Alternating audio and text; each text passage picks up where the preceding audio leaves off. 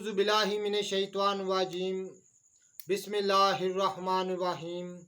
अल्लाहुम्मा सल्लि अला सय्यदना मौलाना मुहम्मदिन व अला आलिहि व सहबिहि व बारिक वसल्लम। तमाम तारीफ़ें रब्बुल इज़्ज़त की हैं जो तमाम जहानों को पालने वाला है। मैं हूँ हकीम आमिर शहजाद डस्का से।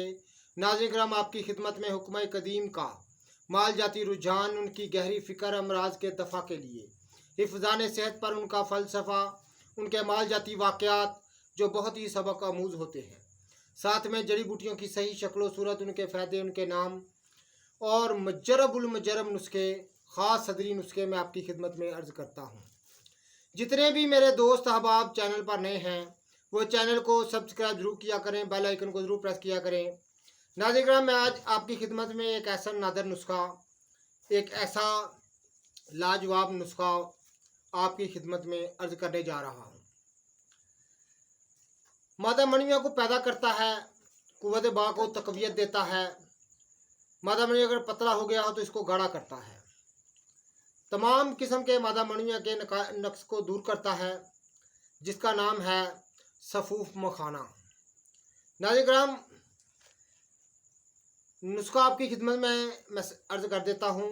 सही ताल मखाना, मूसली स्याह, मूसली सफ़ेद, बीज बंद हर एक तोला, अक्कर करा 2 तोला, कूट छान कर हम वज़न अदविया यानी तमाम अदविया के वज़न मिस्री कूज़ा मिलाकर संभाल रखें। इसकी खुराक 7 से 8 माशा है, यानी खाने वाला चम्मच जो है वो गालबन आधा।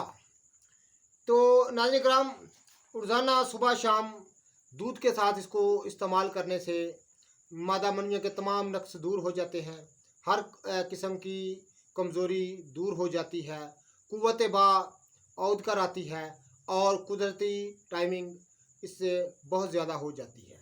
सही नुस्खा मैंने आपकी खिदमत में अर्ज़ कर दिया है। जितने भी मेरे दोस्त अहबाब चैनल पर नए हैं वो चैनल को सब्सक्राइब ज़रूर किया करें, बेल आइकन को ज़रूर प्रेस किया करें ताकि हर नई आने वाली वीडियो का नोटिफिकेशन आपको मिलता रहे।